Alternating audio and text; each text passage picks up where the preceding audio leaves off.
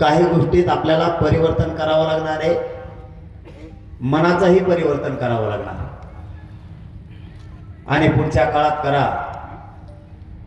तुम्ही जर एकजूट राहिले बाकीचं मी बघतो, कोणचं सरकार असो, जोपर्यंत मी जिवंत आहे तोपर्यंत तुमच्यावरती जे संकट आहे सगळ्यात अगोदर मी झालेले शब्द आपला शिवजयंतीच्या निमित्तानं फक्त आपण आपल्या अंगावरती जायचं बंद करा, जाऊ नका। आणि 22 फेब्रुवारी पासून ते 22 मार्च पर्यंत आपल्याला काही गोष्टी कराव्या लागणार आहेत म्हणून या महिन्याच्या काळात आपण करायचं ठरवलं।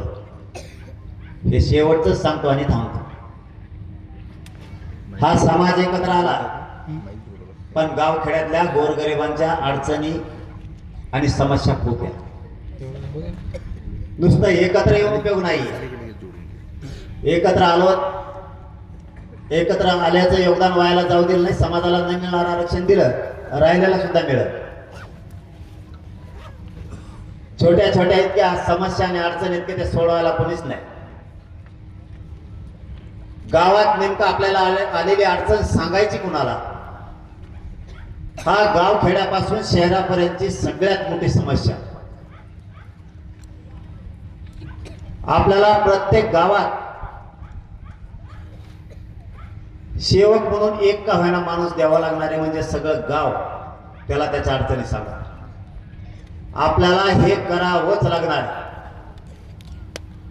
नुसती गर्दी आणि मोठमोठ्या सभा यातून समस्या लोकांच्या सुटणार नाही। लोकाला हाक मारली की लोक लाखात एकत्र येत आहेत, पण त्यांच्या आडी अडचणीचं काय? गावात येणारी अडचण गोरगरिबांनी सांगायचे कुणाला? एक सांगायला त्यांना हक्काचं ठिकाण आपल्याला द्यावं लागणार। आधार जे म्हणलं जातं ना,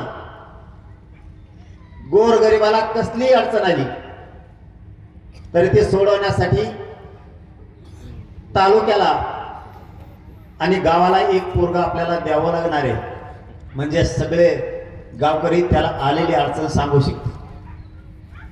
एकमेकाच्या समस्या आणि एकमेकाचं दुःख आपल्याला सगळ्यांना माहीत झालं पाहिजे। एखादा विषय होऊन गेल्याच्या नंतर आपल्याला 2 ते 3 महिन्यानं कळतो, तोपर्यंत त्याने सगळं सहन केलेलं असतं। मग मुलाच्या शिक्षणाचा असू द्या, मुलीच्या शिक्षणाचा असू द्या, त्याचा हॉस्पिटलचा असू द्या, पोलीस स्टेशनचा विषय असू द्या, किंवा पंचायत समिती तहसीलचा विषय असू द्या, कलेक्टरचा विषय असू द्या, छोट्या छोट्या कामात सुद्धा शेतकऱ्यांपासून गोरगरिबांना अडचण येते, त्यांच्या अडचणी सोडवायला कोणी नाही।